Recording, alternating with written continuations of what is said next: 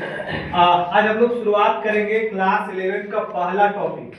और पहला टॉपिक में जो आपको पढ़ना है वो पढ़ना क्या है, यूनिट्स एंड मेजरमेंट, और उससे रिलेटेड जो इंपॉर्टेंट एमसीक्यू है उसको हम लोग देखेंगे, जो आपका जेक बोर्ड के लिए बहुत इंपॉर्टेंट होगा। आगामी जो आपका एग्जाम होने वाला है 25 फरवरी से जो शुरू होगा, उसको लेके हम लोग बात करेंगे। तो देखिएगा, चीजें को समझते चलिएगा। पहला क्वेश्चन की बात करते हैं। तो पहला क्वेश्चन पूछ रहा है, how many numbers of base SI rates are there. क्या क्वेश्चन बोल रहा है कि how many number of base SI rates are there, कि यहाँ पे जो आपका ऑप्शन दिया गया है वहां पे हम लोग जो एसआई रेट पढ़े थे, जैसे लोग जब एसआई रेट पढ़े थे, किसका बात कर रहा है, बेस एसआई रेट का। किसका बात कर रहा है, base SI rate. Base SI rate किसको बोला जाता था, फंडामेंटल को ही बेस बोला जाता था। तो फंडामेंटल फिजिकल क्वांटिटी की संख्या टोटल कितना था, 7 था। टोटल कितना था, 7 था। इसका मतलब बेस एसआई रेट भी कितना होगा, 7 होगा। बेस एसआई रेट भी कितना होगा, 7 होगा। तो यहाँ पे आपका जो रिजल्ट हो जाएगा वो क्या आ जाएगा, 7। लेकिन एक बार याद रखिएगा कि वो 7 तो था क्या क्या, 7 फिजिकल क्वांटिटी, जो फंडामेंटल फिजिकल क्वांटिटी या तो बेस फिजिकल क्वांटिटी जिसका हम यहाँ पे यूनिट का बात कर रहे हैं, वो कौन कौन था वो आपको याद रखना है। तो याद रखिएगा, उसमें पहला आपका था मास। पहला क्या था, मास। दूसरा क्या था, लेंथ। दूसरा क्या था, लेंथ। तीसरा क्या था, टाइम। तीसरा क्या था, टाइम। चौथा क्या था आपका, टेम्परेचर। और पांचवा क्या था, इलेक्ट्रिक करंट। क्या था, इलेक्ट्रिक करंट। और छठा था इंटेंसिटी ऑफ लाइट। क्या था, इंटेंसिटी ऑफ लाइट। और सातवां लास्ट आपका था क्या, अमाउंट ऑफ सब्सटेंस। ठीक है। तो याद रखिएगा, टोटल फंडामेंटल फिजिकल क्वांटिटी की संख्या 7 था। तो फंडामेंटल फिजिकल क्वांटिटी को ही बेस फिजिकल क्वांटिटी कहते थे, और वही टोटल फंडामेंटल एसआई का तो बेस एसआई भी कितना हो जाएगा आपका, तो 7 हो जाएगा। ठीक है। नेक्स्ट क्वेश्चन है, क्वेश्चन बोल रहा है कि which of the following is not a system of units, कि इसमें जो आपका 4 ऑप्शन दिया गया है, वो 4 ऑप्शन में कौन सा ऐसा ऑप्शन है जो सिस्टम ऑफ यूनिट्स का पार्ट नहीं है। देखिए, हम लोग सिस्टम ऑफ यूनिट पढ़े थे, टोटल 4 टाइप्स का होता था। सिस्टम ऑफ यूनिट कितने टाइप का होता था, 4। कौन कौन होता था, ध्यान रखिएगा। पहला होता था एमकेएस सिस्टम। पहला क्या होता था, एमकेएस। दूसरा क्या होता था, सीजीएस सिस्टम। दूसरा क्या होता था, सीजीएस सिस्टम। तीसरा होता था आपका एफपीएस। तीसरा क्या होता था, एफपीएस सिस्टम। तीसरा क्या होता था, एफपीएस। और चौथा लास्ट होता था एसआई सिस्टम। अब क्वेश्चन को देखिए, अब बोल रहा है which of the following is not, यहां ध्यान दीजिएगा, नॉट बोल रहा है। नॉट मतलब नहीं है क्या, सिस्टम ऑफ यूनिट। तो हमने पढ़ा है कि सिस्टम ऑफ यूनिट टोटल कितना हो रहा था, 4। सिस्टम ऑफ यूनिट टोटल कितना था, 4 था। मतलब total types of system of unit कितना था, 4 था। जिसमें पहला था एमकेएस, सीजीएस, एफपीएस और एसआई। अब इसमें पूछ रहा है कि कौन सा ऐसा, यहाँ पे 4 ऑप्शन में कौन ऐसा ऑप्शन है जो सिस्टम ऑफ यूनिट की बात नहीं कर रहा है। तो हम लोग बोले कि एमकेएस भी सिस्टम ऑफ यूनिट होता है, सीजीएस भी होता है, एसआई होता है, लेकिन डेसिबल का कहीं बात हम लोग नहीं किए थे। तो यहाँ पे आपका आंसर क्या हो जाएगा, डेसिबल। नेक्स्ट क्वेश्चन देखिए, क्वेश्चन नंबर 3 क्या बोल रहा है तीसरा क्वेश्चन में, कि which of the following is not which of the following is the fundamental unit, कि निम्नलिखित में कौन सा फंडामेंटल यूनिट है। देखिए, फंडामेंटल यूनिट की बात किया जाए तो बेसिकली हम लोग फंडामेंटल यूनिट में किसको देखते हैं, एमएलटी को। किसको लेते हैं, एमएलटी। एमएलटी मतलब हो गया, एम का मतलब हो गया मास की बात करते हैं, एल का मतलब हो गया लेंथ की बात करते हैं, और टी का मतलब हो गया टाइम की बात करते हैं। तो इस जिसमें ये तीनों आपको नजर आए, जिसमें आपको एमएलटी नजर आए, किसमें, मास, लेंथ और टाइम, वही आपका फंडामेंटल यूनिट कहलाएगा। जिसमें आपको क्या क्या नजर आए, मास, लेंथ और टाइम। शॉर्टकट में क्या रखिएगा, एमएलटी। तो यहाँ पे ध्यान दीजिएगा, क्वेश्चन बोल रहा है which of the following is the fundamental unit, कि निम्नलिखित में कौन सा फंडामेंटल यूनिट है, उसका बात किया जा रहा है। तो भाई पहला, इसका जो पहला कॉम्बिनेशन दिया है उसमें दिया, पहला में क्या दिया है, लेंथ और टाइम। और हम लोग बात करें कौन होता है, एमएलटी। तो यहाँ पे लेंथ है, टाइम है, लेकिन यहाँ पे मास नजर नहीं आ रहा है। फोर्स दिया, फोर्स को लोग फंडामेंटल नहीं बोले थे, तीन होगा। दूसरा ऑप्शन देखिए क्या है, लेंथ, मास, टाइम। ये शायद एमएलटी के रूप में है ना।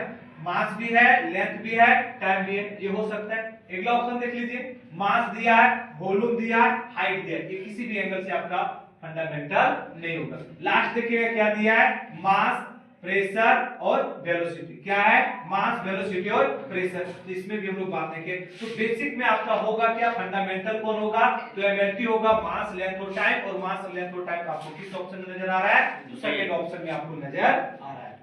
नेक्स्ट क्वेश्चन है क्वेश्चन नंबर 4। देखिए क्या बोल रहा है कि the symbol of represent amount of substance. अभी हमने पढ़ा, ध्यान दीजिएगा कि हमारे पास कितने बेस क्वांटिटी थे? 7। और 7 बेस क्वांटिटी थे तो 7 मतलब एस एसिड भी थे, 7 बेस एस एसिड भी था। उस सातों का अपना कुछ मतलब सिंबल होता था रिप्रेजेंट करने के लिए। तो आज रखिएगा, मास को जो लोग एस एसिड में रिप्रेजेंट करते थे वो किससे करते थे? केजी से, है ना। उसका लेंथ को मीटर से मतलब एम से, टाइम को सेकंड मतलब एस से, और टेम्परेचर को केल्विन मतलब के से, और करंट को एम्पियर मतलब ए से, इंटेंसिटी ऑफ लाइट का कैंडेला होता था उसको सीडी से करते थे, और लास्ट और अमाउंट ऑफ सब्सटेंस था उसको क्या होता था? मोल होता था, जिसको एमओएल से करते थे। तब सिंबल पूछ रहा है किसका? अमाउंट ऑफ सब्सटेंस का। तो क्या हो जाएगा? मोल हो जाएगा। क्या हो जाएगा? मोल। ठीक है, आगे देखिए क्वेश्चन नंबर 5। अब क्वेश्चन नंबर 5 बोल रहा है कि SI unit of what is joule. कि बोलता है बाबू कि एसआई यूनिट जो वर्क का है वो क्या होता है? जूल होता है। एसआई यूनिट वर्क का क्या होता है? जूल होता है। And it is equivalent to, और वो किसके बराबर होता है? पता है हम लोग क्लास में पढ़ते प्रूव किए थे कि भाई 1 जूल जो होता है, 1 जूल जो होता है किसके बराबर होता था? 10 के पावर 7 और के बराबर। एक चीज और याद रखिएगा कि 1 न्यूटन जो होता है वो 10 के पावर 5 डाइन के बराबर होता है। तो क्वेश्चन बोल रहा है कि ऐसा यूनिट में वर्क का जो है वो जूल होता है, and it is equivalent to, तो किसके बराबर हो जाएगा? तो किसके बराबर हो जाएगा? 1 जूल जो है वो 10 के पावर 7 अर्थ के बराबर हो जाएगा। नेक्स्ट क्वेश्चन है कि the number of significant digit in, कितना नंबर दिया है? 2.308। क्या दिया है? 2.308। इसको हम लोग काउंटिंग करने का कुछ बेसिक रूल पढ़े थे।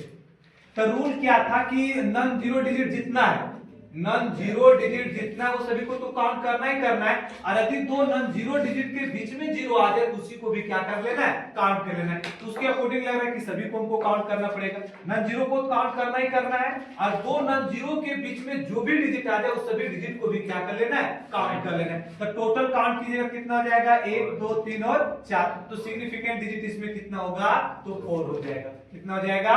4। नेक्स्ट क्वेश्चन देखिएगा, क्वेश्चन नंबर 7 बोल रहा है parsec is the unit of.